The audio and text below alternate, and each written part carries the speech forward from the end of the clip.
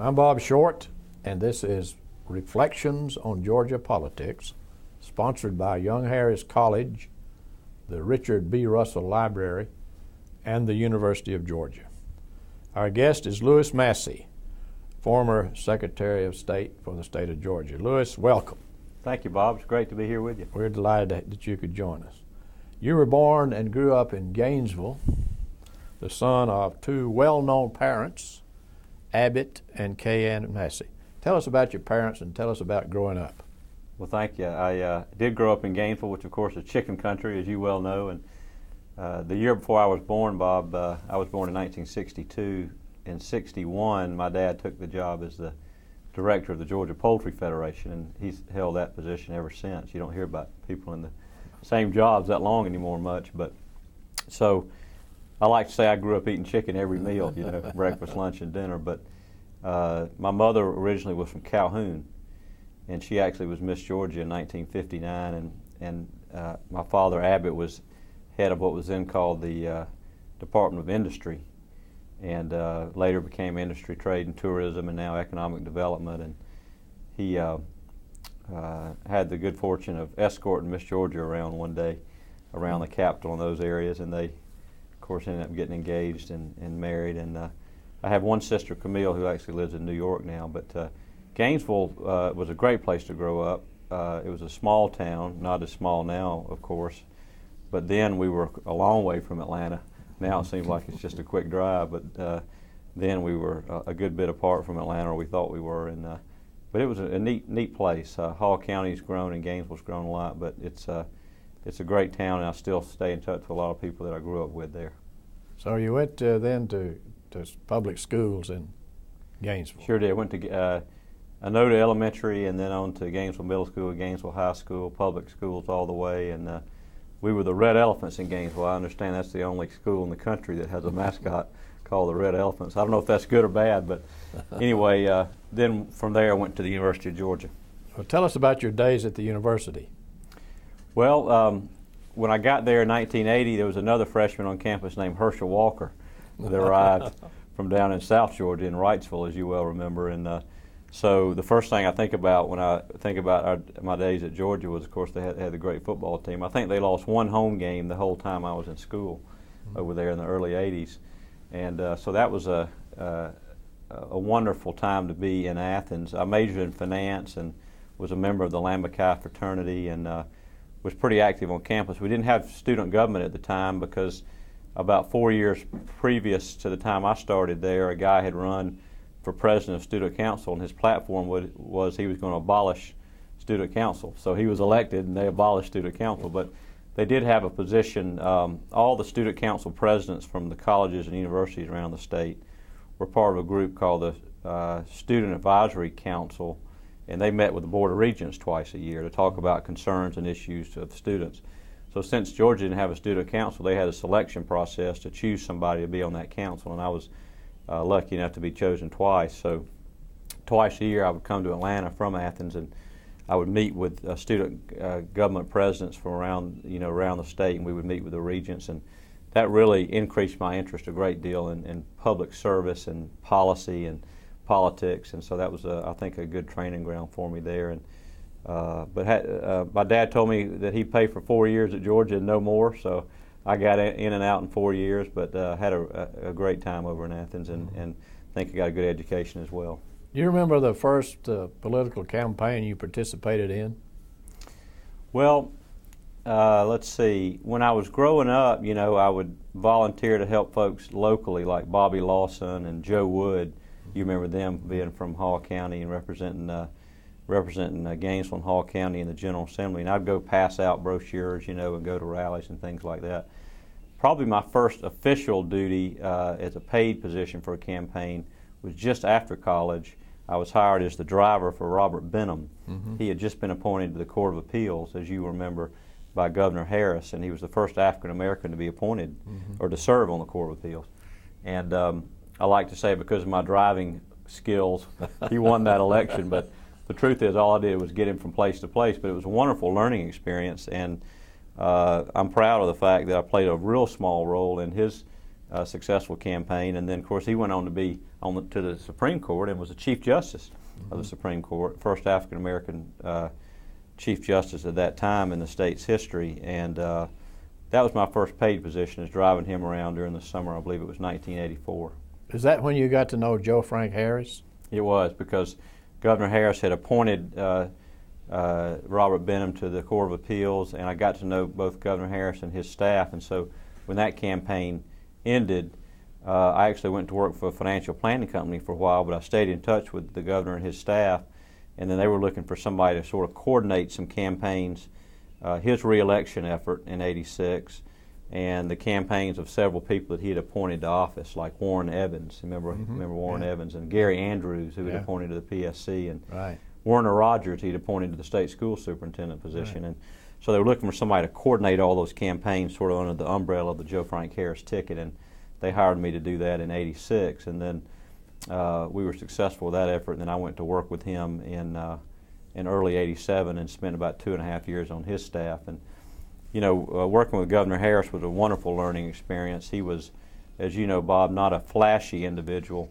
but a very competent person. He was smart, and he stayed close to the people. He understood the government process and the budgetary process, and so I learned an awful lot from him, and was honored to be part of his team for about 2.5 years at the Capitol. Tell us a little bit about Governor Harris's administration. He, as I recall, had a strong education program, as well as being very, very futuristic in planning and long-range goals for the state of Georgia. What do you remember about all that? Well, I think the hallmark of his administration, Bob, was what they call QBE, Quality Basic Education, and he really was way ahead of his time in setting a standard for how education ought to be funded in the state. And his theory was that a child, even in a poor neighborhood, should have the same opportunities that a child growing up in a rich neighborhood. And so they sort of evened out educational funding across the state, and the state began to kick in more money for education, which has, I think, been good for Georgia. We've made great strides, and of course there's always things we can do to improve, and certainly we still need to look for ways to improve the system. But generally speaking, I think Governor Harris's administration laid a great foundation for education in Georgia. He was also a big proponent of higher education and making sure that our colleges and universities around the state received the funding that they needed to prepare students for the 21st century. So that, I think, was the hallmark of his administration. He also, as you mentioned, worked a lot in the area of smart growth. He saw, down the road that Georgia was going to continue to grow. I think that was the beginning of when so many people started moving into Georgia. I think I remember Zell Miller saying in the mid-'90s that during those couple of years, 95, 96 or so, more people had moved into Georgia than any other state in the country except for California and Texas, or maybe California and Florida. The point was Governor Harris saw that growth coming and wanted to set a structure for making sure we grew and expanded in a smart way, and so he appointed a couple of commissions that Joel Cowan headed from down in Peachtree City, and they did a great job with that effort. The Olympics also came during his administration. I believe you were involved in that. I was. I tell you, that was an interesting scenario. Billy Payne, who of course had the idea to bring the Olympics to Atlanta, when he started that effort in what I guess was around maybe 92 is when he started, 91, 92.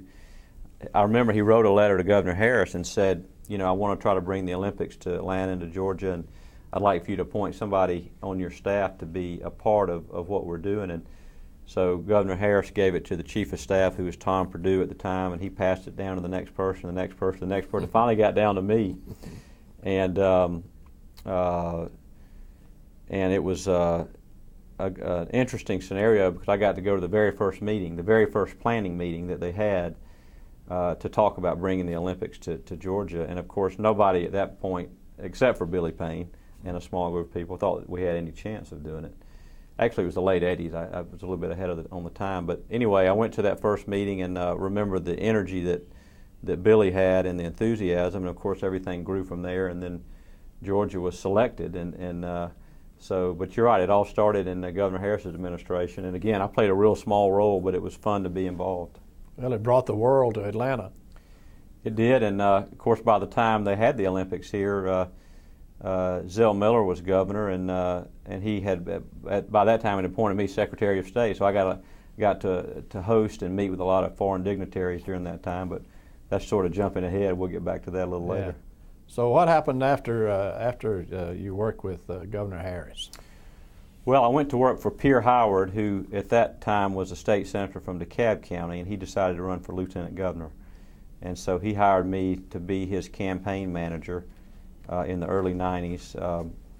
Actually, I guess it was early 1990. And so I took on that challenge, and we had a lot of very formidable opponents, Jim Pinnell and Joe Kennedy and Bud Stumbaugh. You remember that name? Yeah, oh yeah. A couple other folks. I think there were 6 or 7 in that race. George Berry got in that race very late, if you remember. That's right. And we finished second in the primary to Joe Kennedy, and then we won the runoff. And then in the general election, actually ran against Matt Towery, who is now a political pollster and commentator.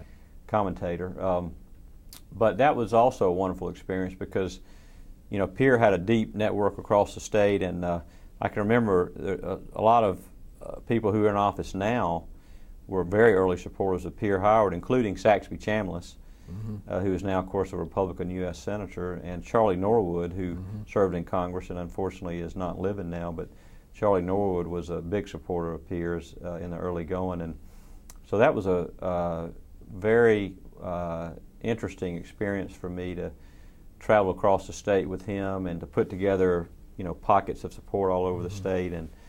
And after we won that election, he asked me to be his chief of staff. So I started there in early 1991 and put together a staff and went on to work for him and really enjoyed my time there as well.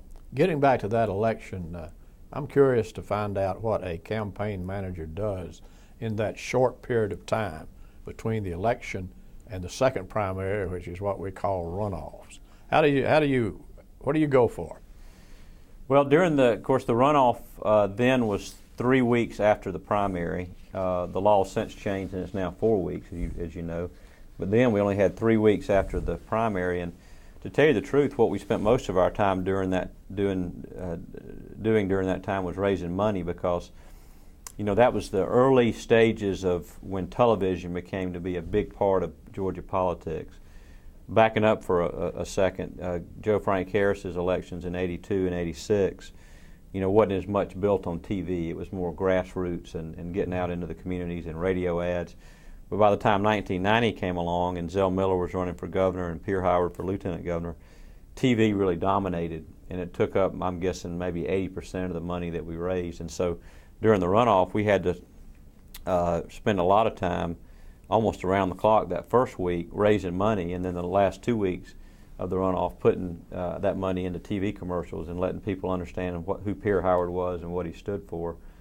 So while it would be great to say that we went around and shook 400 hands a day, that's not really the case, because in such a short period of time you don't have the ability to get your message out unless you're on TV. And so that's what we spent most of our time doing during the runoff election. And a campaign manager really coordinates all those activities and maybe points the staff in the right direction and make sure everybody's pulling their weight. So you and Lieutenant Governor Howard served during the term of Zell Miller. What was your relationship with the governor?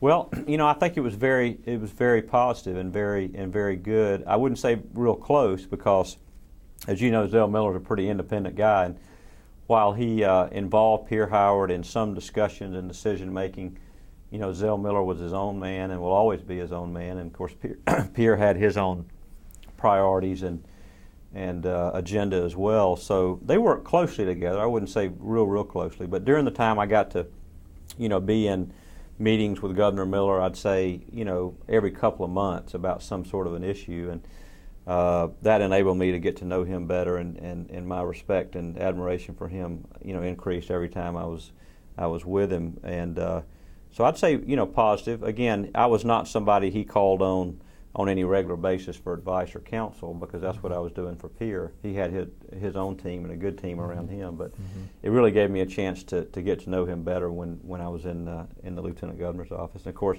he had served as Lieutenant Governor for 16 years prior to becoming governor, as you well know, so he understood the kinds of challenges that we were dealing with on a daily basis. How difficult is it for a lieutenant governor to pursue his own political goals, having the governor up there looking over his shoulder?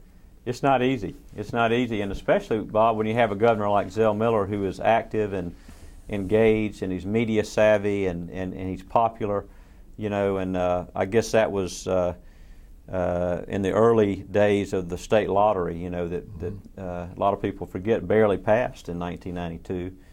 But once it did pass, it of course gained a lot of momentum, and then the Hope Scholarship and technology in schools and pre-kindergarten and all the great programs that have been funded by the lottery. And so it's not easy, because the lieutenant governor is the number 2 guy, but there's a long distance between number 1 and number 2, as you know, in Georgia in particular, and especially when you're dealing, as I said, with a very effective and efficient governor like Zell Miller. It was not easy. Pierre did focus, I think, and get a good message out, and we got some very positive changes made in the state law as it relates to nursing home abuse and protecting children and things like that. So we're proud of that. But in Georgia, the governor is surely the top dog. Well, while we're on that subject, a lot of states require the lieutenant governor to run on the same ticket as the governor. We don't do that in Georgia. Should we? I don't think so, really. It obviously does work in some states, Bob, but I think here Georgia has a pretty independent tradition, if you will, in which people run, their own race, and they may be supporting other candidates, but the people of Georgia get to make a choice on each individual office according to how they feel about who's running and what they stand for and how effective that they think that they'll be. There are a lot of states where you have a cabinet-like government, too, where the governor will appoint the labor commissioner and the school superintendent and the agricultural commissioner and insurance commissioner. But here in Georgia, as you know, each of those offices are separate and independently elected. And I think that's actually a good form of government, and it seems to have worked well here in Georgia. You remember Culver Kidd? Absolutely. Why did he call you Possum? I thought everybody had forgotten about that. I have such great memories of working with Culver Kidd, and of course his son Rusty is over at the Capitol a good bit, and I got to see him a lot. And he's actually running for office now. I didn't know if you knew that. Rusty's running. Bobby Parham from Milledgeville got elected to the Transportation Board, so he'll be resigning. And Rusty Kidd's running for his House seat. That's interesting. But back to Culver, we had a wonderful relationship, and one of the reasons he called me Possum is I remember doing reapportionment. He would draw up Senate districts like he wanted them, because Pierre had appointed him to the conference committee. And once he got them like he wanted, Pierre would send me over there about 8 or 9 o'clock at night to change them back to what Pierre wanted. And so when Culver would try to find out who had done that, but nobody would tell him, and he finally found out it was me. But he said I would slink over there in the dark of the night and change his districts. So he called me Possum. But he and I got along great, and I tell you what an amazing person. Of course, you probably knew him a lot better than I did and worked with him longer, but just a wonderful, wonderful man. And the Senate, I think, as I think about the state Senate today, and this is no criticism of any current senator, but it's just not as fun as it used to be when you have folks like Culver Kidd in the Senate. Well, if you'll let me, I will quote to you exactly what Culver Kidd said. Okay. Said that Louis Massey is a possum. He can get the insides out of a chocolate cake and never disturb the icing. But he was a colorful guy, and he was, and a good fellow. Now you're with Senator Howard, Lieutenant Governor Howard, and Max Cleland decides to run for the United States Senate. Give us the history behind all that. I will. That was brings back some great memories. Actually, Bob, at the end of the session in '95, I left Pierre's office and I went to be an investment banker. So I thought I had a long career ahead of me as an investment banker, which is sort of a combination of finance and politics. So it was something I really enjoyed. But about 6 months after I started there, Max Cleland announced, as you mentioned, that he was going to run for the U.S. Senate. So he resigned as Secretary of State. Governor Miller then sort of announced that he wanted anybody that was interested in becoming Secretary of State at his appointment to write him a letter and describe why they wanted to be Secretary of State and what kind of things that they would do in that office and so forth. And I had several people call and say, you know, you ought to submit a letter. And so I did, and I understand there were 50 some odd letters that, you know, had been sent in. And Steve Wrigley, who at that time, as you know, was the Chief of Staff to the governor, called me one night at home.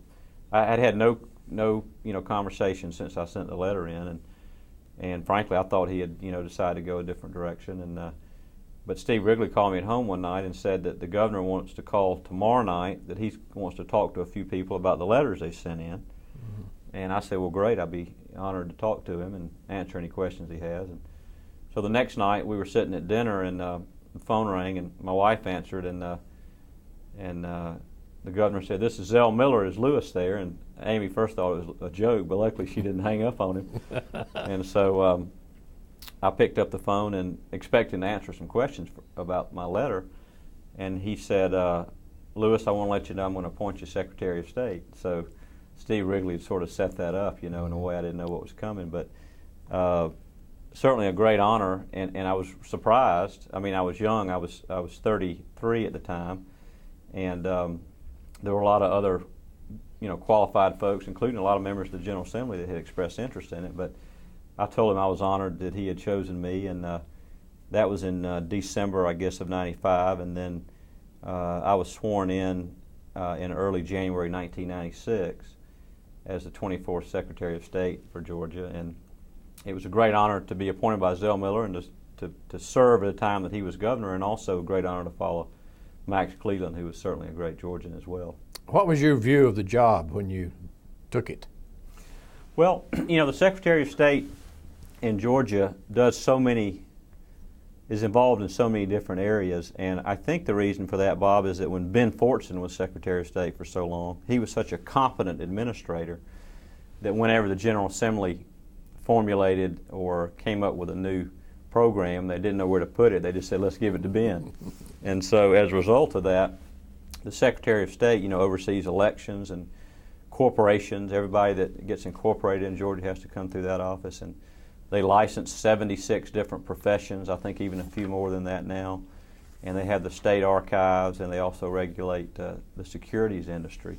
Mm-hmm. So in some small way, almost every citizen of the state is touched or impacted by what happens at the Secretary of State's office. If you're a registered voter, or if you're a licensed a dentist, or a doctor, or a librarian, or a cosmetologist, you're affected by the office. If you incorporate a business, you have to go through that office. And so I really saw it as a way to help the citizens of Georgia do business with state government and make it easier for people to do those types of things. And one of the things I'm proudest of is, you know, that was in the early days of the World Wide Web, and you didn't have a lot of websites. I mean, everybody has a website now, but at that point, not many did. And when I got there in '96, the Secretary of State's office didn't have a website. So I was able to hire some good IT people to come in and establish a site for the first time, and, you know, make it easier for people to become licensed and to get registered to vote, and to, you know, file their incorporation papers and to research family history. And so by virtue of building the website, and of course it's been improved and every step of the way by Kathy Cox and now by Karen Handel, but I saw it as a way to help people and to raise the awareness level of what that office does and why it's important, and certainly to follow in the great tradition, if you will, of people like Ben Fortson and Max Cleland. You had some power over such activities as telemarketing and that sort of thing. As I recall, you did a great job in ferreting out some of the abuses in that system. Well, we tried hard to, and I appreciate you remembering that.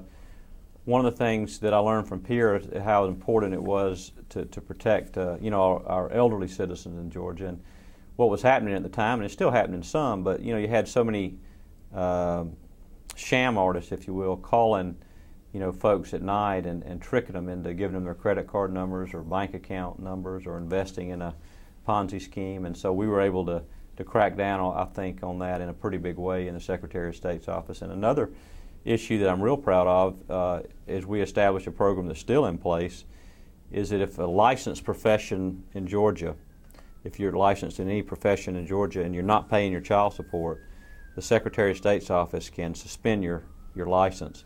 And the program is really set up not to suspend licenses, but to force people to pay their child support, and that's the way it's worked. I don't remember the exact numbers, but we didn't actually have to suspend that many licenses, but we got a lot of people to pay up their child support, and that was the intent of the program. And I'm proud that we established that, and it's still going, and hopefully helping a lot of families across the state. Well, we mentioned the election laws. Of course, the Secretary of State is in charge of that. And in recent times, there's been much discussion over such things as voter ID and the electronic voting system. What do you think about all that? Well, when I was there, Bob, I actually got the General Assembly to pass the first voter ID law. It was not just picture ID at the time, because the Justice Department told us we couldn't be that strict. But I really think that the voter ID law in general terms is a good thing, because really, if you think about it, you have to show an ID to cash a check or to get on an airplane or to do almost anything that's official or important today. And so I don't have any problem as long as you have some safeguards in, so that you have some people that might not have a particular piece of ID, and you want to give them the option and the ability to do so at very limited cost. But we sort of started that ball rolling, if you will, in '96, and it's gotten to the point now where it's gotten a little tighter, and you have to strike a balance there. But in general terms, I think the voter ID law is good. Electronic voting, I think, is also good. I mean, I have to, in the interest of full disclosure, I did do some work for a while with a company called Diebold Election Systems, and they're in the electronic voting industry. I'm not working with them now, but I think electronic voting is a good thing, although it's not taken off statewide. Kathy Cox made Georgia the first state in the nation to do it statewide. There were already 8 or 9 states that were doing it in pockets, but not all over the state. Georgia became the first state in the nation to do electronic voting statewide, but since that time, frankly, it hadn't grown very much, and some states are even going back to different types of equipment. But to me, you have less chance for fraud, frankly, than you do certainly with paper ballots. And there's some counties in Georgia that used to vote by paper ballots up until just a few years ago. And electronic voting, I think, generally speaking, is safe, and it's worked well in Georgia. But I don't know that it'll be something that will spread across the country. You remember Roy Harris? Yeah. Roy Harris once said that he could change the outcome of any election in 39 Georgia counties even after the polls closed. That's good. Well, that can't happen today. That can't happen today, that's right. And we had a big case. This was when I was Secretary of State, so before electronic voting, of voter fraud in Dodge County, where people were buying and selling their votes and things like that. And we were able, working with Mike Bowers, who was the Attorney General at the time, to prosecute a lot of those folks in Dodge County and send a pretty strong signal. But you're right, it's not like the olden days where I remember back when in one of the races Herman Talmadge ran, they said that some folks had cast ballots from the cemetery in alphabetical order or something. And so you don't have a lot of that happening in Georgia, and that's good. Yeah. Well, on a scale, Lewis, of 1 to 10, how would you rate the accuracy of Georgia's electoral system? I'd say it'd be a 10, actually. I think the electronic system is very safe. It's accurate. It has safeguards built in. And I know there's some strong opinions about electronic systems among some people that think that that somebody can get in on a computer and hack it and change the elections and all that. But I just don't see that as being really feasible. And I think the system here in Georgia is very safe. Kathy Cox, of course, implemented it, and Karen Handel has continued it. Mm-hmm. Now she's running for governor, and there'll be a new Secretary of State in a year and a half or 2 years, and so maybe they'll have a different opinion of it. But I think in Georgia it's worked very well. You mentioned Kathy Cox, who succeeded you. You appointed Kathy. I did. I appointed her to the position of Assistant Secretary of State, and that was the first hire I made, actually. She had expressed interest to Governor Miller in being appointed in '96, and when I was fortunate enough to be appointed, the first call I made was to Kathy, and I said to her, who was, as you know, she was in the State House at the time, serving in the seat that her dad had served in for years. I said to her that, while I felt good about being appointed, I knew that she had a lot to offer that office, and she had a lot to offer Georgia, and I needed her help to be successful, and I wanted her to come be the Assistant Secretary of State, and she agreed to do that. Did a wonderful job working together. I think we made a good team, and then when I decided to run for governor in '98, she, of course, ran for Secretary of State and won, and served 8 years there, so she ended up serving a lot longer than I did. If I recall, and correct me if I'm wrong, shortly after you were appointed by Governor Miller, you had to run to finish Cleland's term. Is that not right? That's right. Yeah, you have a good memory. The law in Georgia says if you have a vacancy in a constitutional office, the governor can appoint to fill that vacancy, but then that person has to run at the next general election. So I was appointed, officially sworn in early January '96, so I had to run that same year. And so my first year was a combination of serving in the office and campaigning for re-election, which is not all bad, because I like to tell people I was going to get a quick review of my job performance, And so I had, I believe, one opponent in the primary, a lady from over in Augusta, Denise Freeman, and I won that. And then I think there were 4 Republicans running, and David Schaefer emerged, and then he and I squared off, and I won that race in November '96. And of course, David Schaefer is now in the state senate, and actually was running for lieutenant governor until yesterday when Cagle decided to stay in that office, and I don't know what will happen now, but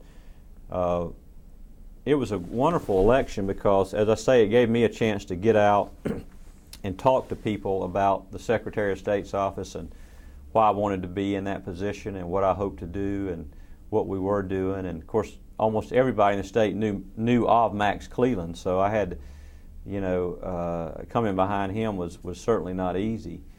But it gave me a chance to talk about the office in a way that's unique, and that a lot of people sort of connected the Secretary of State's office to Max, and so I had to sort of chart my own course in that regard, and we were lucky to win, and fortunate to win, and glad we did in November of that year.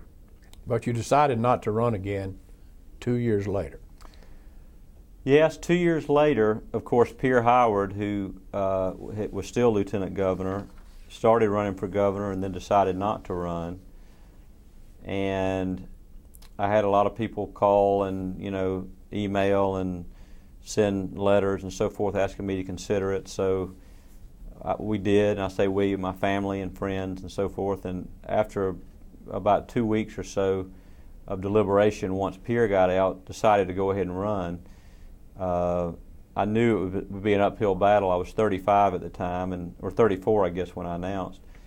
So, pretty young for Georgia as it relates to high office, although Sam Nunn and Richard Russell, I think, were both elected about that same age. But I felt like, I had been in state government both as chief of staff to Pierre Howard and as Secretary of State, and I felt like I had something to offer. And so I decided to go ahead and get in that race, and announced, I believe it was summer maybe of '97. And of course we weren't successful in the end, but it was something I'll always have fond memories of. Our children at the time were 7 and 5, and I think they rode in every parade in Georgia.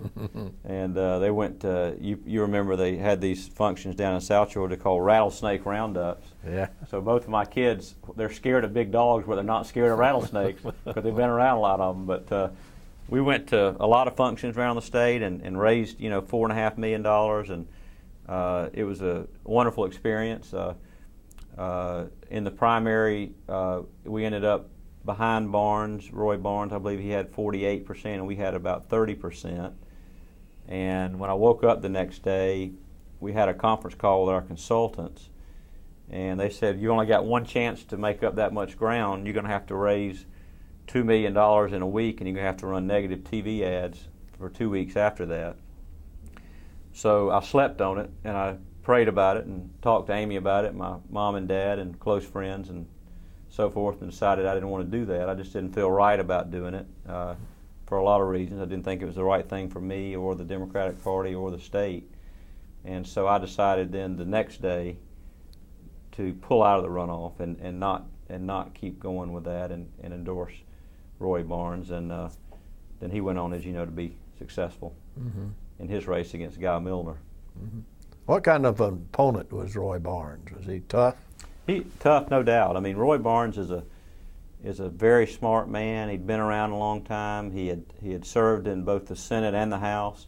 He had run for governor before, as you all remember. He was in that race in 1990 with Zell and Andy Young, and so he was seasoned and a smart fella. And you know, we had some. I think I held my own in the debates and things like that. But he's was a tough opponent and was a good governor. Of course, he's thinking about running again now. It's funny how things come around, but you know, I still look. I have a good relationship with him. We see each other, you know, occasionally and talk and reminisce, and have a lot of respect for he and his family. And but he was a formidable opponent, and you know, he beat us up pretty good in the primary, and but I'm still glad we ran and glad we did what we did. Describe, if you will, Lewis, the mood of Georgia at the time you ran. Well, it's interesting that you'd ask that. You know, I think the mood of Georgia, that was at the end of Zell Miller's administration, and he, of course, at that time, and still is, frankly, one of the most popular politicians probably in the history of the state. And so I think people then, Bob, mostly wanted a continuation of what was occurring. And everything was going great. It was the late 90s. The stock market was doing good. The housing market was doing good. A lot of jobs being created. A lot of people moving to Georgia. And I think one of the things that worked against us was, you know, I was 34 when I started the race, 35 toward the end of it. People looked at me as a new face and maybe as something different. And the time just wasn't right for that. You know, later on it was in 2002 when Barnes ran for reelection. People were looking for something different, and of course he was upset by Sonny Perdue. But in '98, I think my age and the youth that our campaign portrayed, you know, was a disadvantage as it turned out. I think people were ready to sort of continue on, and they felt safer, if you will, with somebody like Roy Barnes, who had been around longer and had served in the House and the Senate. Let's talk for a minute about the change in party politics in Georgia. Suddenly, I think suddenly is probably not the best word, but the Republicans took over the state and remain very forceful in our government and in our politics. What happened? Well, that's a great question. It was sort of suddenly, although, you know, the trends were beginning to move in that direction. In fact, just to step back for 1 minute, Bob, if you'll let me, one of the reasons that I ran in '98, even though I was young and a lot of people thought I should have waited and run again later, was I could sort of see the trends beginning to develop in that I knew '98 might be one of the last good chances for a Democrat to be elected for a while. It turned out to be right. I certainly didn't predict that Roy Barnes would lose re-election. I don't think anybody did in '02. But it's turned out to be correct that the last time a Democratic governor was elected was in '98. And the reason for that, I think, was the growth primarily in what they call the donut area around the city of Atlanta. Counties like Gwinnett and Cobb and Henry, you know, and Rockdale. And I think, so part of it is demographics. The other part, I think, is that anytime you have one party in power for 100+ years, if you will, you're going to have a situation where people are looking for a change and a new direction. And I think the combination of those two things in Georgia, plus the fact, Bob, that a lot of people in Georgia voted Republican on the presidential level anyway. You remember Barry Goldwater carried the state against Lyndon Johnson, one of the few states he carried in, what would that have been, 64, I guess. 64. And so Georgia had a tradition of supporting, except for Jimmy Carter, who of course was the former Georgia governor. Except for Jimmy Carter, Republicans by and large have carried the state on the national level, and so that also worked in a way that I think that allowed the Republicans to really gain some momentum and begin to take over. And as you say, at the state capitol, it was sort of suddenly, in the respect that you had Sonny Perdue, a huge upset in 2002, a few party changes, and the Senate went Republican, even though the House stayed Democrat under Terry Coleman. And then the very next year, which I guess would have been 2004, the Republicans took over the House as well. So I think it was a combination of those factors. If you look back on that election between Roy Barnes and Sonny Perdue, what do you think really caused Roy Barnes to lose that election? Well, I guess it was a combination of the demographics that we just discussed, plus the school teachers. You know, Barnes had made the school, well, I'll put it this way, the school teachers felt like Barnes took them for granted and blamed them for a lot of the challenges and problems that we had in education. So they pretty much en masse supported Sonny Perdue. Then, Governor Barnes did what I think is a very courageous thing in promoting the change of the state flag. But that created a lot of concern and consternation and hatred and hard feelings, and that hurt him. And then you had the group up in the northern suburbs in Atlanta that was opposed to the northern arc that Governor Barnes was promoting. And so if you take all those groups and start adding them up, eventually you get just over 50%, and of course Perdue won in a very close election. So I think it was a combination of those issues. I've had Democrats tell me since then that one of the reasons that Georgia was the last southern state to elect a Republican governor was because most Republicans were quite content with governors like Busby and Joe Frank Harris and Zell Miller. Something must have keyed the Republican Party into really moving to take over the state government. Did you view much grassroots effort? I think there was some grassroots effort. Yes, sir. I think that you had people like Glenn Richardson, who of course now is the speaker, and you had Paul Coverdale, who was toiling in the vineyards, if you will, for years as the Republican when almost nobody else was, and he, I think, built a great network. And Alec Poinevant from down in Bainbridge, who maybe still, I think, was the Republican state chair, not anymore. But you had people like that, I think, Bob, you had the cumulative effect of all the years they had spent in the field in building grassroots that allowed the Republican Party momentum to really catch on and click, if you will, at the right time for them. Even though most people didn't predict Sonny Perdue winning in 2002, had he not won, you got to think that the Republicans would have won the next election, which would have been an open seat in 2006. Mm-hmm. But I think it happened a little bit earlier than most people thought it was going to. Mm-hmm. Some disenchanted Democrats think the National Party and the State Party are too dependent on minorities and unions and liberals to win. What do you think of that? Well, the National Party is for sure, and generally speaking, there's a lot of difference between the National Democratic Party and the State Party. That's been, of course, true for a long time. The State Party here, I think, Bob, is beginning to improve some.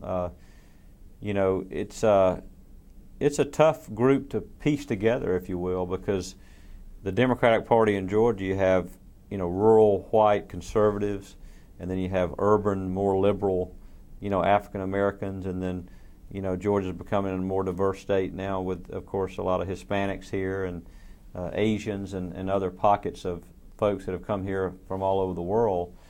And so the Democratic Party continues, I think, to face a challenge in how you promote and put together, craft a platform that will keep all those people together. Yeah. I think, for a while they have relied too heavily on the more liberal part of the party, certainly on the national level for sure, less so here.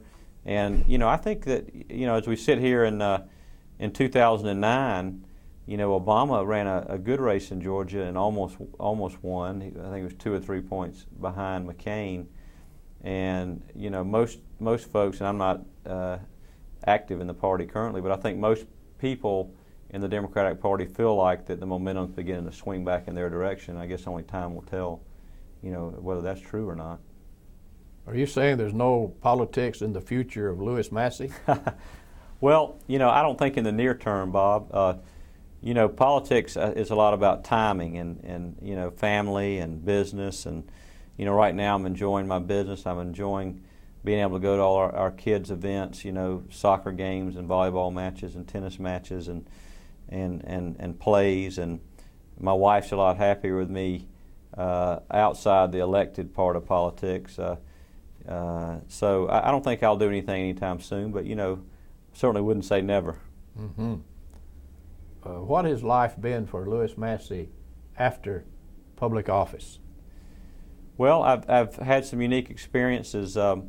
Right after leaving the Secretary of State's office in early '99, I co-founded a financial services company that I'm still on the board of, and still doing well, and really enjoyed that.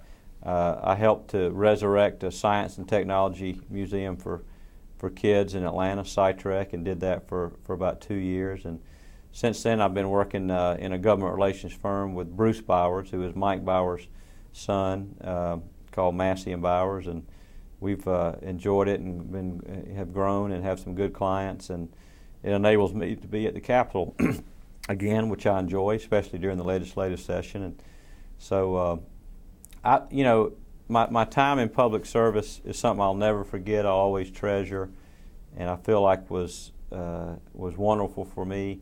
At the same time, since that time, I've been more than happy and feel very fortunate about how things are going in my life. Tell us about your family. Well, my wife Amy is from St. Louis, and she is a triathlete, does triathlons, and just did her first Ironman a few months ago, Ironman competition. And I get tired just watching her, swimming and running and biking, but a wonderful lady. And then we have 3 children. Our oldest son, Chandler, is 18. He's an aspiring actor. He's moved to L.A. and he's finishing high school online, actually, and is planning to go to school at UCLA. And I've discovered they don't have the Hope Scholarship out there, so that's going to be a challenge. But our daughter Cameron is 16, and she's a sophomore. They both go to Norcross High Public School in Gwinnett County, and then we have a 10-year-old, and he's in 4th grade at Simpson Elementary in Gwinnett County. And we live in Peachtree Corners, just outside the perimeter, and in a good location, and so feel very blessed. What advice would you give young people, Lewis, today who aspire to run for public office?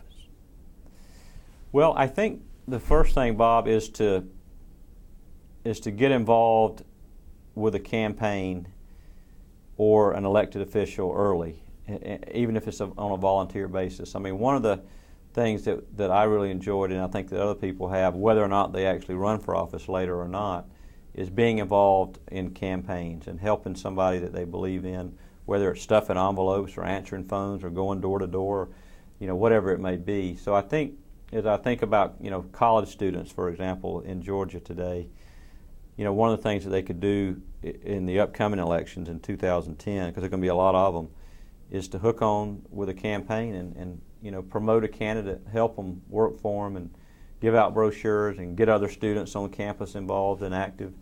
And I think that's a great training ground and a great foundation upon which they can build to go on and either run for public office or, to serve some other capacity at the governmental level.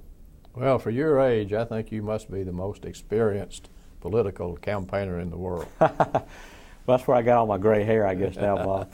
Well, but I appreciate it. Yeah, again, growing up around politics and going to the Capitol with my father at an early age, I knew, I'm guessing from maybe the 7th grade on, that I wanted to do something in this arena and feel I didn't have any, I didn't have anything written down specifically what I wanted to do, but I knew I wanted to be involved in government and public service and Georgia politics. And I can remember my mom always tells a story, that when I got my hair cut when I was around, I guess 8 years old, that I would ask the barber, was he going to vote for Jimmy Carter or Carl Sanders? And so, you know, at an early age, I knew I wanted to be active and involved somehow, and I've been fortunate enough to be able to. Well, you were taking a poll. Taking a poll, that's right. It wasn't scientific, I guess. But. Well, Lewis, we certainly appreciate you being our guest. There's one thing that, though, I would like to ask you, which I ask all of our guests. As you look back over your political career, is there anything you'd have done differently? Well, I'm sure there is, Bob. I would have to think about it a little bit. You know, a lot of people ask me, do I think I ran for governor too early? Since we didn't win, I guess the answer to that is yes. But if I had not run for governor in '98, there wouldn't have been another chance for a while, as it turned out, because Barnes ran for re-election in '02, and then I would have had to run against an incumbent in '06, and so it'd be up to today probably, you know, looking ahead to 2010 before I could have run again. And I had been around the Capitol for a while, and I was ready to sort of move up or to move on and do something different. So I don't really regret that decision. I guess, you know, I wish at the time it had been a little bit different or better for me, and I could have been a little bit, you know, older and, you know, maybe would have been more successful. But as far as doing anything different, I don't really think so, Bob. And that doesn't mean I've been perfect by any stretch, but I think the campaigns I've been involved in and the decisions I've made and the experiences I've had have been some of the best that anybody could have hoped for. Have you ever been involved in national campaigns in Georgia? No, you know, I really haven't. I've always focused on the state level, so I really have not been, other than, you know, working with Pierre. You know, we would be invited to things for Bill Clinton, you know, when he was running in '92 and '96, but I was never really active in any federal race. Your decision to seek the governorship parallels Zell Miller's. You know, he waited 16 years before there was an open seat. He would not run against Governor Busby, and he would not run against Governor Harris. And you know, there's an open seat in 2010. There is. You're right. You're right about that. But again, I think, you know, I don't think the timing is going to be right for me. You know, again, with business and family activities and all that, I just don't think the timing is going to be right for me. But, you know, maybe there'll be another chance down the road. You're right. Open seats don't come along much. And as I recall now, Zell Miller, correct me if I'm wrong, ran for the Senate in '80, right, against Talmadge, I guess. Right. So then when '82 came along, he decided not to run for governor. Right. And that's when Joe Frank ran and then ran for re-election. Right. So you never know about politics. That's true. Well, Lewis, thank you very much for being our guest. Thank you, Bob. It's been an honor to be with you. I want to thank you on behalf of Young Harris College, the Richard Russell Library, and the University of Georgia. Thank you. And wish you good luck in your future political career. Thank you very much.